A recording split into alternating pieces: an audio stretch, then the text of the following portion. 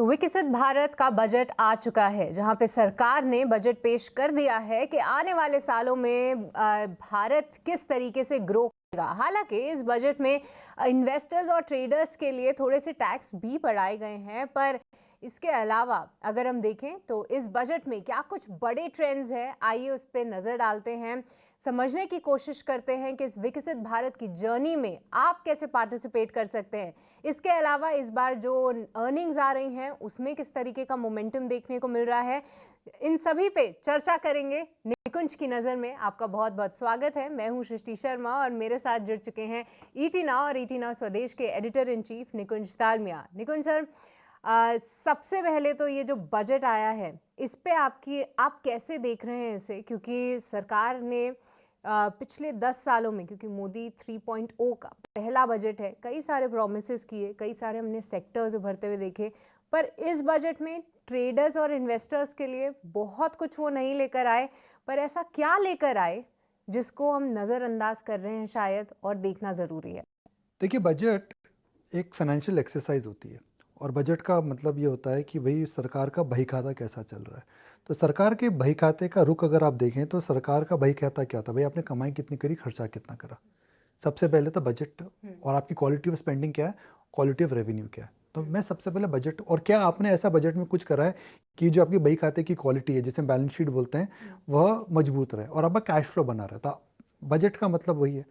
और क्या बजट जो ग्रो भारत को कराना चाहता है, इंक्लूसिवली कराना चाहता है, और क्या नई नई नई चीज़ें कराना चाहता है जिनकी वजह से वह ग्रोथ मेंटेन रहे। बजट यही है। तो इस बजट के अंदर फिजिकल कंसोलिडेशन की बात हुई है जो हम नज़रअंदाज कर रहे हैं।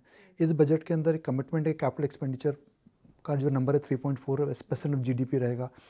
इस बजट के अंदर ऐसा कुछ बड़ा नहीं आया जिसको आप बोल सकते हैं कि कोई बहुत रूरल स्ट्रेस को लेकर के कोई बहुत बड़ी नई कोई सोशल वेलफेयर स्कीम आई है। और अगले साल का फिजिकल डेफिसिट का बजट 4.6 है, जो कि माइनस आरबीआई डिविडेंड है, कि आरबीआई अगले साल तो इतना डिविडेंड नहीं देगा जो 2 लाख करोड़ का, 2.25 लाख करोड़ का जो दिया है, उसके बावजूद भी आप कम कर रहे हो।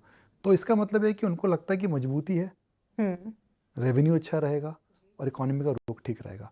तो एक बिग पिक्चर के हिसाब से बजट आपको एक इकोनॉमी को मजबूत करने वाला बजट है। बिग पिक्चर के हिसाब से मार्केट अर्निंग्स को स्ट्रोक करने वाला बजट है। अब बात हो रही है जी आपने इंडेक्सेशन में चेंजेस क्यों करें, अब बात हो रही है जी एलटीसीजी में चेंज क्यों करा गया है, एसटीजी में चेंज क्यों करा गया है। मेरा पर्सनल व्यू है कि मार्केट्स इसके लिए प्रिपेयर्ड नहीं था, मगर कोई ज़्यादा टैक्स देने के लिए कोई भी प्रिपेयर्ड नहीं होता है। एक एकेडमिकली हम बात कर सकते हैं कि हिंदुस्तान में एसटीटी है, एलटीसीजी है, डिविडेंड पे टैक्स है, काफ़ी टैक्सेस हैं। अगर आप स्टॉक मार्केट में जाते हैं तो टैक्सेस ज़्यादा है।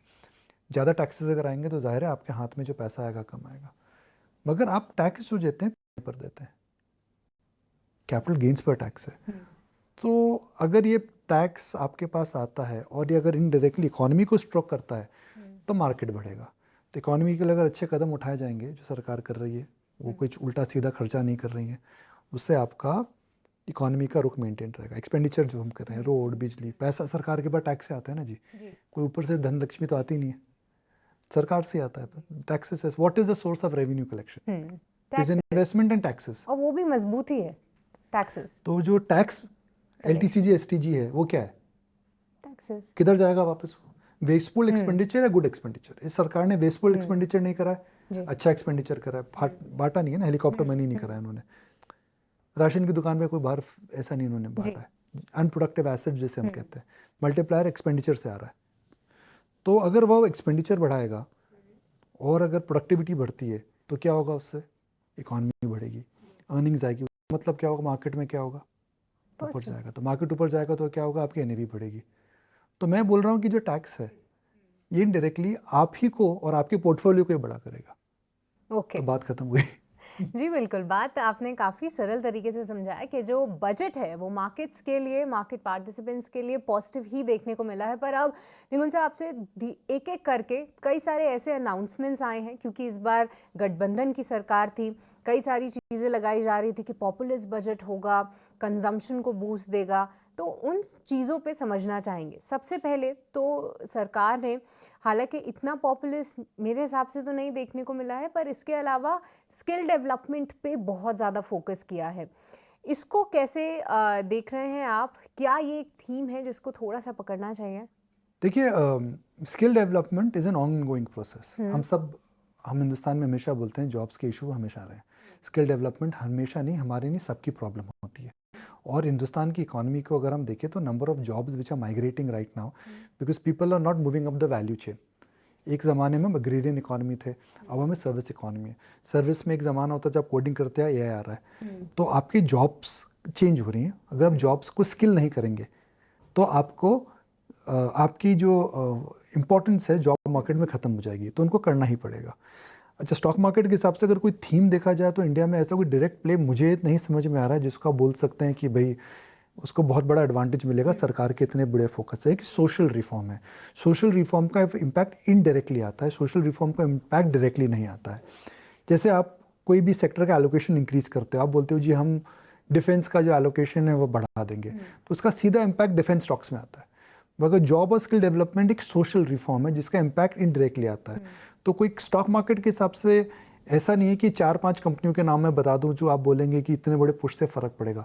एफिशिएंसी, स्किल डेवलपमेंट सबका बेनिफिट होता है, कॉस्ट कम आती है और लेबर का जो आर्बिट्राज होता है ग्लोबल से लोकल कम होता है। वो तो एक वो बड़ा, एक जो बड़ा रिफॉर्म है मेरे हिसाब से जिसको मार्केट नज़रअंदाज कर रहा है वह लैंड रिकॉर्ड। हिंदुस्तान का जो लैंड रिकॉर्ड है बहुत ख़राब है। किसकी लैंड कहाँ पर है, किसके नाम से, क्या नाम है, क्या बेनामी है, क्या फार्मर के नाम पे है, क्या काका के नाम पे है, और इसमें हम क्या बहुत दादा सारे के नाम इश्यूज़ पे भी है। देखते रहते हैं बहुत कि सारे लीगल इश्यूज़ हैं। इश्यूज़ भी इतने जी इन्वॉल्व हाँ, रहते हैं। तो हिंदुस्तान के अंदर कोई जो लेखा जोखा लैंड का है ना वो बड़ा ही गड़बड़ है। हालांकि ओवर द ईयर्स उसको रिकॉर्ड को स्टेट सब्जेक्ट भी है, उसको ठीक करने की एक अटेम्प्ट हुई है, मगर सेंटर की तरफ से ऐसा कोई बहुत बड़ा पुश नहीं आया। तो देखिए, जैसे आधार आने से पहले इंडिया के अंदर कोई यूनिक आइडेंटिटी नहीं थी, कुछ भी चल रहा था, कैसे भी चल रहा था। आधार आया जिसे हम बोलते हैं कि यूनिक आइडेंटिफिकेशन नंबर आया विद आईफोन फिंगरप्रिंट, तो एक उसने चेंज कर दिया स्टैंड ना। आप कहीं आपको आइडेंटिफिकेशन देने की ज़रूरत नहीं है, आप आधार दे सकते हैं। जी। तो एक लैंड रिफॉर्म को लेकर के मुझे लगता है बहुत बड़ा ये चेंज है। अगर लैंड रिफॉर्म होगा तो जो लैंड के अंदर बेनामी चीज़ें हैं वो बाहर आएंगी। लैंड रिफॉर्म होगा तो कंसोलिडेशन होगा, चेंजेस आएंगे, तो लैंड की जो कॉस्ट हिंदुस्तान में हिस्टोरिकली ज़्यादा है वह कम आएगी। तो एक स्ट्रक्चरल चेंज है, आज नहीं महसूस होगा। ये रिफॉर्म कल सुबह नहीं होगा, एक साल लगेंगे, 3, 4, 5, 6 साल, 10 साल भी लग सकते हैं। मगर ये प्रोसेस जब चालू होगा उसका इम्पैक्ट हमें देखने को मिलेगा। आधार देखिए, मेरे हिसाब से 2009 या 10 में अनाउंस हुआ था, I could be wrong by couple of years, but उसका इम्पैक्ट हम अब कोविड के बाद देख रहे हैं कि भैया क्या केवाईसी में चेंज हुआ है। जी। यूपीआई का चेंज जो हुआ है वो कोविड के बाद हमने महसूस करा रही है, घर में आप क्या कर सकते हैं। जियो 2017 या 18 में आया था जहाँ तक मुझे याद है, 16 या 17 में जियो आया था, पर आपने कोविड के बाद देखा कि उसने कितने नए सेक्टर्स बना दिए। तो ये एक बहुत बड़ा रिफॉर्म है जो मुझे लगता आ रहा है। ओके, पर मेरा एक और सवाल रियल एस्टेट से जुड़ा हुआ ये भी था कि अब इंडेक्सेशन बेनिफिट्स जो हैं अब हटा दिए गए हैं, क्योंकि हम रियल एस्टेट साइकिल की बात करते हैं। आपने भी इस बार कई बार हाईलाइट किया है कि साइकिल है हम उसके बीच में हैं, अभी ये साइकिल थोड़ी बड़ी है। तो ये जितने लैंड रिफॉर्म्स हैं इससे रियल एस्टेट सेक्टर को कोई इम्पैक्ट, इंडेक्सेशन से कोई सेक्टर को इम्पैक्ट, और स्टॉक मार्केट परस्पेक्टिव से इसे कैसे देखें? तो लैंड रिफॉर्म और रियल एस्टेट को भी अलग रखते हैं, बिकॉज ओके। ये रिफॉर्म एक दिन में नहीं आएगा, ठीक है। ऑनगोइंग प्रोसेस है। और इसके अंदर मुझे लगता है कि छोटी छोटी बेनामी लैंड्स, छोटी छोटी अनऑर्गेनाइज लैंड्स आने वाले, तो शहर के बीच के अंदर में ऐसा कोई रातों रात चेंज नहीं आने वाला है। इंडेक्सेशन एक टैक्सेशन का इशू है। अब इसके अंदर मिली जुली राय है, और इसके अंदर ये राय है कि भाई सरकार का मानना है कि अगर आप देखें तो इंडेक्सेशन का बेनिफिट के पहले आपको 20% टैक्स था, अब आपको 12.5 है जी। तो उसके बाद लोगों को सरकार जो डेटा हमें दे रही है वो कह रही है कि भाई 12.5 होने से ज़्यादा बेनिफिट है, 20 के ऊपर कम बेनिफिट है, टैक्स सेविंग आ रही है। मगर कई जगहों पे मैंने भी सुना है कि भाई कुछ स्पेसिफिक चीज़ों में अगर आप देखें तो इंडेक्सेशन का बेनिफिट इतना ज़्यादा नहीं है। मुझे लग रहा है इसलिए करा जा रहा है ताकि एसेट क्लासेस को सिंप्लीफाई करा जाए। ये 12.5% का नंबर एक कॉमन नंबर हो गया, अब इक्विटी में भी हो गया और रियल एस्टेट में भी हो गया। मगर इंडेक्सेशन का बेनिफिट जो है मुझे लगता है उसको समझने में मार्केट को थोड़ा समय लगेगा। अब आती है रियल एस्टेट स्टॉक्स में। रियल एस्टेट में तेज़ी क्यों आ रही है? 2 कारण है। एक तो स्टॉक मार्केट की वजह से लग्जरी एंड सेमी लग्जरी के अंदर डिमांड हम देख रहे हैं। तीसरा मुझे लगता है कि ये जो ग्रोथ इस समय आ रही है वह काफ़ी यूनिवर्सल ग्रोथ आ रही है इंडिया के अंदर, स्पेशली रूरल इंडिया में, स्पेशली टियर 2 टियर 3 टाउन के अंदर। तो वहाँ पे भी हम रियल एस्टेट की साइकिल हम देख रहे हैं। अक्सर हम देखते थे हिंदुस्तान के अंदर रियल एस्टेट की वजह से स्टॉक मार्केट में तेज़ी आती थी, मगर मैं इस बार देख रहा हूँ कि financial markets are driving real estate. मैं कितने लोगों को जानता हूँ जिन्होंने बोला जी हमने स्टॉक मार्केट में कमा करके घर लिया है, EMI चुकाई है। तो कई लोगों को मैं जानता हूँ जो ऐसी बातें करें। पहले लोग मुझे बात करते थे हमने घर बेच करके शेयर लिए हैं, अब लोग बोलते हैं शेयर बेच करके घर लिया है। तो ये काफ़ी चेंज हो गया। ओके, तो वैल्यू क्रिएशन और वेल्थ क्रिएशन तो ज़रूर हुई है। अब हमने निकुंज साहब बजट को एक हद तक डिकोड कर लिया है, पर अभी हम मार्केट्स में देखें तो ना ही सिर्फ बजट रिलेटेड प्लेस ड्राइव कर रहे हैं, पर अर्निंग्स पे भी काफ़ी ज़्यादा फोकस है। और एक सेक्टर जिस पे खास तौर से आपसे राय चाहिए वो है IT space. IT space earnings का भी एक पुश है, पर कुछ फंडामेंटली बदलते हुए दिख रहा है आईटी स्पेस में। और क्या एज एन इन्वेस्टर, क्योंकि इतने समय से कई सारी कंपनीज ने बहुत ज़्यादा अच्छा रिटर्न नहीं दिया है अगर हम मिड और स्मॉल कंपनीज को छोड़ दें तो क्या अब आईटी ऐसा सेक्टर है जहाँ पे ध्यान रखना है? पिछले 2 साल से आईटी ने इंडेक्स को अंडर परफॉर्म करा है, मगर मुझे लगता है इंडेक्स को आउट परफॉर्म करेगा। आईटी के अंदर आपका बड़ा कॉल केवल रिलेटिव हो सकता है, एब्सोल्यूट नहीं हो सकता, बिकॉज ये सेक्टर ऐसा है। मैं रिलेटिव क्या होता है, रिलेटिव है जी इंडेक्स के मुकाबले में क्या करेगा, बड़ा सेक्टर है। एब्सोल्यूट होता है जी हम इंडेक्स पे नज़र नहीं रखेंगे कि आईटी स्टॉक्स ऐसे 50% बढ़ेंगे। तो मुझे लगता है आईटी से रिलेटिव कॉल। आईटी के अंदर क्या होता है, relative under performer, relative out performer, relative market performer. तो मुझे लगता है आईटी के अंदर कुछ शेयरों के अंदर रिलेटिव आउट परफॉर्मेंस आएगा, कुछ शेयरों के अंदर रिलेटिव अंडर परफॉर्मेंस आएगा, कुछ शेयरों के अंदर मार्केट परफॉर्मेंस आएगा। पिछले 2 साल के अंदर आईटी के अंदर एब्सोल्यूट अंडर परफॉर्मेंस रहा है और आईटी के अंदर रिलेटिव अंडर परफॉर्मेंस रहा है। अब आईटी के अंदर मुझे लगता है कि एक बास्केट होगी आउट परफॉर्मेंस की इंडेक्स के मुकाबले में, एक बास्केट होगी इनलाइन, इंडेक्स 10 है ये 10 ऊपर जाएंगे। कुछ हैं जो अंडर परफॉर्म करेंगे, इंडेक्स 10 ऊपर जाता है 4 ऊपर जाएंगे। तो मुझे लगता है कि ये डेफिनेशन चेंज होगी आईटी के अंदर। टीसीएस के नंबर अच्छे थे, आउट परफॉर्मेंस रिलेटिव में आ गया वो इंडेक्स से। इन्फोसिस के नंबर भी अच्छे थे तो रिलेटिव आउट परफॉर्मेंस में आएगा वो। HCL टेक के नंबर ठीक ठाक थे तो वो इन लाइन में आएगा, और विप्रो के नंबर खराब थे तो अंडर परफॉर्मेंस में आएगा। तो आपको आईटी का लार्ज कैप आईटी को वैसे समझना है। छोटी आईटी कंपनीज मुझे लगता है कि इस समय अभी भी महंगी हैं। एक ज़माना था टाटा एलेक्सी या फिर small IT companies were doing very well. मुझे लगता है कि वहाँ पर 1 क्वार्टर 2 क्वार्टर आपको दिशा देखनी पड़ेगी। फिर एक नया सेगमेंट क्रिएट हो रहा है आईटी प्रोडक्ट्स, जो कि SaaS जिसे हम बोलते हैं, जो कि हम बोलते हैं कि मैप माई इंडिया टाइप मैपिंग करती हैं। रेट गेन जो स्पेशलाइज सर्विसेज देती है, वहाँ पर आपको नज़र रखनी चाहिए, क्योंकि वो जो बिजनेसेस हैं वो आपके इंटीग्रल पार्ट हो रही हैं बिजनेसेस के। कई ऐसे बिजनेसेस आ रहे हैं जो आप यूज़ नहीं करते थे, मगर टेक्नोलॉजी अब आप यूज़ कर रहे हैं। तो मुझे लगता है कि उन पे नज़र रखिए। हालांकि वो टेक कंपनीज कहलाएंगी, मगर वो आईटी सर्विसेज नहीं है, वो डिफरेंट टाइप ऑफ चीज़ें आपको दे रही हैं। वो भले एप्लीकेशन देती हैं, वो भले B2D आपको देती हैं, या फिर आपका समय बचाती हैं, आपका ट्रैवल टाइम बचाती हैं, आपको शॉपिंग एक्सपीरियंस चेंज करती हैं। उन चीज़ों पे ध्यान रखें। पर एक और बहुत इंटरेस्टिंग चीज़ आ रही है निकुंज साहब, वो है एआई। क्योंकि एआई की जब ये पूरा चर्चा चालू हुई थी तो कई लोग कह रहे थे कि अब इससे आईटी कंपनीज को थोड़ा सा खतरा है। पर क्या इंडियन आईटी कंपनीज एक्चुअली इससे बेनिफिट कर सकती हैं? क्योंकि हम हाल फिलहाल कुछ अनाउंसमेंट ज़रूर देख रहे हैं कि कंपनीज ने बोलना शुरू कर दिया है कि हाँ हम इतना जो है इन्वेस्ट कर रहे हैं एआई में। तो इंडिया एआई के लिए कितना तैयार हो सकता है या कितनी तैयारियां शुरू हुई हैं? देखिए, किसी को कोई स्पष्ट आंसर अभी नहीं होता है, बड़ा कन्फ्यूजन है, बिकॉज टेक्नोलॉजी इतनी ज़बरदस्त स्पीड से चेंज हो रही है कि शायद आईटी कंपनीज को भी नहीं पता क्या चेंज आने वाला है। तो एआई जो रेट ऑफ चेंज होता है, देखिए हम एक दिशा देखते हैं ना जी, उम्र 1 के बाद 2 होती है, 2 के बाद 3 होती है, तो 365 दिन ही आपके एक साल में ऐड होते हैं। मगर आईटी के अंदर जो रेट ऑफ चेंज है वो एक्सपोनेंशियल है। एक होता है कंपाउंडिंग, एक होता है एक्सपोनेंशियल। ये एक्सपोनेंशियल चेंज है। जो एक्सपोनेंशियल चेंजेस आ रहे हैं जब टेक्नोलॉजी की वजह से आते हैं, वो बहुत जल्दी आते हैं। सपोज आपने कार को देखा, कार के अंदर, एक गाड़ी के अंदर इंक्रीमेंटल चेंजेस आए, नॉन एसी से एसी, एसी से पावर विंडो से पावर स्टीयरिंग, इंक्रीमेंटल चेंजेस आए मारुति गाड़ी के अंदर। एक्सपोनेंशियल चेंजेस आते हैं, इंटरनेट आ गया, उसकी वजह से पूरा का पूरा लाइन ऑफ कम्युनिकेशन चेंज हो गया, वो एक्सपोनेंशियल चेंज होता है। सडनली जहाँ आप जाते थे टेलीग्राम देते थे, अब आप मैसेज करते हो। ये एक्सपोनेंशियल चेंज है। AI is exponential change. Exponential change कब टेक्नोलॉजी से आता है उसको समझने में बहुत समय लगता है। तो आईटी कंपनीज कहते हैं जी हमें ऑर्डर आ रहे हैं, मगर जब ऑर्डर आ रहे हैं कंपनीज उनको यही बोल रही हैं कि भैया ऑर्डर तो आपके आ रहे हैं वो ठीक ठाक है, मगर ऑर्डर जब तक हम एग्जीक्यूट करते हैं टेक्नोलॉजी चेंज हो जाती है। तो यह समझने में अभी समय लग रहा है। ऑब्वियसली इंडियन आईटी कंपनीज में क्षमता है कि वह एआई को समझ सके, मगर क्या एआई की वजह से उनको मार पड़ रही है, बिकॉज ग्लोबली लोग समझ रहे हैं क्या हो रहा है, क्योंकि रेट ऑफ चेंज वो इतना ज़बरदस्त है कि कई कई चीज़ों को वो उसकी इम्पोर्टेंस ही ख़त्म कर चुका है। फॉर एग्जांपल फैक्स मशीन की इम्पोर्टेंस ख़त्म हो चुकी है ईमेल आने के बाद, राइट? तो उस तरह की चेंजेस बहुत आ रहे हैं। ओके, तो निकुंज, हमने आईटी के बारे में समझा। अब एआई एक ऐसा डिवीजन है जिस पे हमारी नज़र रहेगी।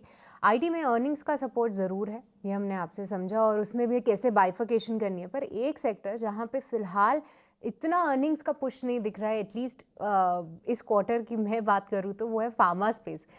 कुछ सिलेक्टेड कंपनीज़ के नंबर्स आए, हालांकि मैनेजमेंट की कमेंट्री काफ़ी अच्छी है, पर फार्मा स्पेस में क्या कुछ चेंजेस आ रहे हैं? क्योंकि हम देख रहे हैं कि ऑल टाइम हाई पे है ये पर्टिकुलर इंडेक्स। इन्वेस्टर्स को क्या पसंद आ रहा है फार्मा स्पेस में? और जितनी आप बड़ी फार्मा कंपनीज को देख लीजिए, सब ऑल टाइम हाई पे है। देखिए, इंडेक्स वेटेज है, उसके अंदर डॉक्टर रेड्डी, सिप्ला, सन फार्मा का वेटेज अगर आप चेक करेंगे तो मेरे हिसाब से ज़्यादा होगा, तो इंडेक्स को भूल जाइए। ओके। पर फार्मा के अंदर जैसे हम कहते हैं ना कि हर मर्ज की एक दवा नहीं होती है, उसी प्रकार फार्मा कंपनियों को आप फार्मा नहीं बोल सकते, आपको कंपनी बोलना पड़ेगा। डॉक्टर रेड्डी के अंदर अलग चीज़ है, सन फार्मा के अंदर अलग है, लॉरेस के मैं नंबर देख रहा था, सिप्ला के नंबर शायद आज शाम को आएंगे। तो हर कंपनी के अंदर अलग एक पैटर्न होता है। बाय एंड लार्ज मुझे लगता है कि इंडियन बेस्ड फार्मा कंपनीज पे ज़्यादा नज़र रखिए।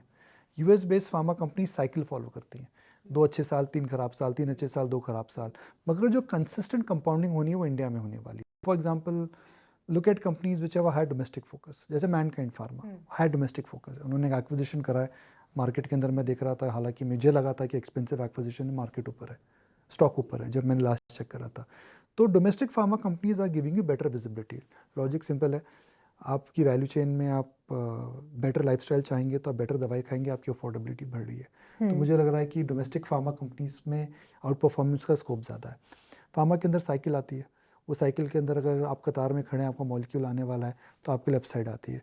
अगर आप कतार के पीछे खड़े हैं, दूसरा कोई मॉलिक्यूल की बाजी मार जाता है तो आपके लिए डिसअपॉइंटमेंट होता है। हमने देखा था कि जब लुपिन ने सुब्रेक्स की फाइलिंग करी थी तो कितने 2-3 क्वार्टर उनके लिए अच्छे आए थे, मगर अब वो टेलविन उनकी ख़त्म हो गई है। सन फार्मा के शायद टैरो के वजह से 2 या 3 मॉलिक्यूल्स आने वाले थे यूएस के अंदर, वो अगले क्वार्टर में रोल आउट होने वाले हैं, बड़ा अच्छा होगा। तो कई बार यूएस एफडीए के इश्यूज आ जाते हैं, सीडीएमए में देखिए किस प्रकार का चेन आता है। तो फार्मा, हालांकि ऑप्टिकली आप बोलेंगे कि Indians will consume more pills and globally India is very efficient, but वो एक बहुत कॉम्प्लेक्स चीज़ है। उसमें आपको टाइमिंग ज़्यादा करना पड़ता है, rather than just taking a very very long term bet. हो सकता है कि फार्मा के अंदर एक कंपनी के 50% मुनाफे में उछाल है, हो सकता है एक में गिरावट है, वो कंपनी स्पेसिफिक है रादर देन सेक्टर स्पेसिफिक।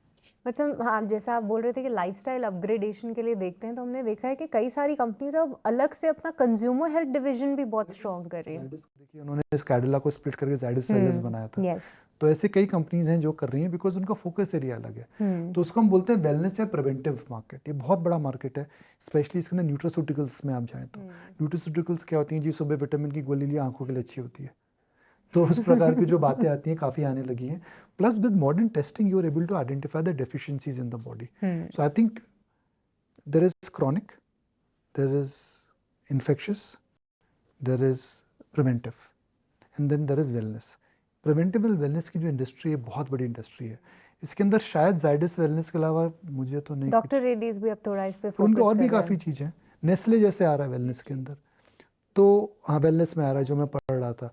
तो ये बड़ा सेगमेंट है, मगर जाइडस वेलनेस अगेन, मैं और कंपनीज होंगी, मेरी स्टडी नहीं है इतनी, पर उसके अलावा कोई प्योर प्ले मुझे नहीं पता। सो नाइस इफ ये, आई थिंक डायग्नोस्टिक्स में भी जब कोविड के बाद एक उन्होंने अलग सेगमेंट ही शुरू कर दिया कि आप बंडल टेस्ट लीजिए जस्ट टू नो कि कोविड के बाद आपकी बॉडी ठीक है या नहीं। हाँ, तो see everybody wants to live healthy and there is more awareness, there is more awareness and there is more knowledge and information available.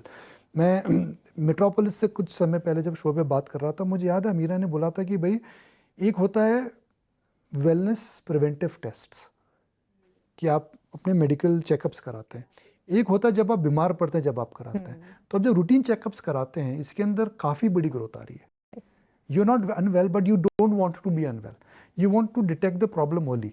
तो ये जो प्रिवेंटिव वेलनेस हम बोलते हैं, ये बहुत बड़ा सेगमेंट है। ओके, तो इस सेगमेंट के चलते फोकस ज़रूर रहेगा, पर एक सेगमेंट जहाँ पे इन्वेस्टर्स इंटरेस्ट बहुत है, एटलीस्ट हम कुछ शोज़ करें तो हर कोई ना कोई सवाल पूछेगा ही पूछेगा, वो है डिफेंस का। क्योंकि एक तो इतना चल चुके हैं, उसके बाद थोड़ी सी घबराहट होती है कि इन्वेस्टर्स को कि क्या निकल जाए, क्या बेच दे। पर हर बार सरकार की तरफ से अनाउंसमेंट्स भी पॉजिटिव आ रहे हैं, तो कैसे देखें डिफेंस को इस पॉइंट पे, जब स्टॉक परफॉर्म कर चुका है, अनाउंसमेंट सही है, पर वैल्यूएशन कंफर्ट है? तो देखिए, मार्केट में आप इन्वेस्ट जब कर रहे हैं तो investing is about buying something which is cheap and something which is trading below its fair value. जब वैल्यूएशंस महंगे हैं, और जब भी मैंने हिस्टोरिकली देखा है कोई कंपनी अगर आप इस लेवल पे देखिए, क्या ये ग्रोथ रेट मेंटेन रहेगी, सरकार बिजनेस देती रहेगी, बड़ी पिक्चर है, मगर क्या इस लेवल पर वो मार्केट अगले 3 4 5 साल को फैक्टर इन कर रहा है? मुझे लगता है कर रहा है। तीसरा है कॉन्सेंट्रेटेड है। चौथा, इसके अंदर सरकार की सप्लाई नहीं है अभी, वो भी हो सकता है आ जाए, मुझे नहीं पता है। पांचवा, इंस्टीट्यूशनल इन्वेस्टर्स सबका मानना है कि इनके अंदर इस समय कोई बहुत जूस नहीं बचा है। तो डिफेंस स्टॉक्स के अंदर अगर आपने बहुत नीचे लिए हैं, अगर आप 20% up down side, under performance, ये सब देख सकते हो तो बने रहिए, मगर fresh entry eight P multiples of 60 70 80 90 is not advisable. Okay, तो डिफेंस पे हो गया नज़रिया, पर एक सेक्टर जिसने अभी शायद इतना पार्टिसिपेट नहीं किया निकुंज से, वो है banking space. Specially after budget भी हम देख रहे हैं कि बहुत ज़्यादा ट्रैक्शन वहाँ पे नहीं आ रहा है। क्या कुछ चल रहा है बैंकिंग स्पेस में, और एज एन इन्वेस्टर क्या ये सेगमेंट को नज़रअंदाज नहीं करना चाहिए? देखिए, ये सेगमेंट आपकी पेशेंस टेस्ट करेगा, और ये पेशेंट इन्वेस्टर को रिवॉर्ड करेगा। अब वो इस साल रिवॉर्ड करेगा, अगले साल रिवॉर्ड करेगा, मुझे वो नहीं पता। हमें पता है गाड़ी जाएगी, कब जाएगी उस दिशा में मुझे नहीं पता है, बिकॉज उसके अंदर सारे इंग्रेडिएंट्स हैं that it should go up. Time wise correction, price comfort, cycle in the right side, good management, great regulator. तो प्रॉब्लम क्या है फिर? प्रॉब्लम है एफआई की सेलिंग। ओके, और प्रॉब्लम ये हुई है कि जो बाइंग हुई है वो पीएसयूज में हुई है, ना कि प्राइवेट में। देखिए, प्राइवेट बैंक्स अगर आप निकालें, एचडीएफसी बैंक और कोटक, आईसीआईसीआई बैंक में तो चलिए चंदा कोचर के समय में थोड़े इश्यूज आए थे तो स्टॉक नीचे आ गया था।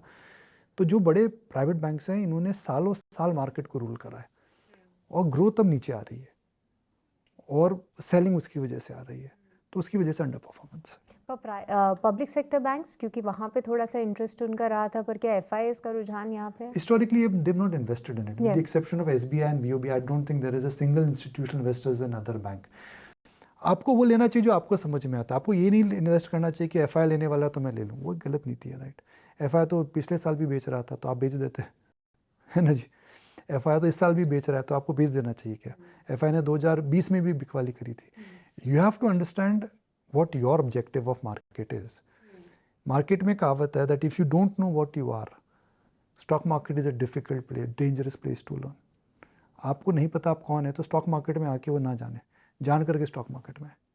ऑलराइट, पर इसी के साथ निकुंज साहब, टाइम अप हो चुका है। आपसे बहुत सारी और चीज़ों पे चर्चा करेंगे, पर उसके लिए हम नेक्स्ट शो का वेट करेंगे। इसके लिए आपको बहुत बहुत शुक्रिया। तो ये थी खास पेशकश निकुंज की नज़र, जहाँ पे हमने डीकोड किया बजट, कौन से सेक्टर्स आपको ध्यान में रखने, और अर्निंग्स के लिए आने वाले समय के लिए कौन सी चीज़ों पे नज़र आप रखें। इसी के साथ बहुत बहुत शुक्रिया ये सेगमेंट देखने के लिए।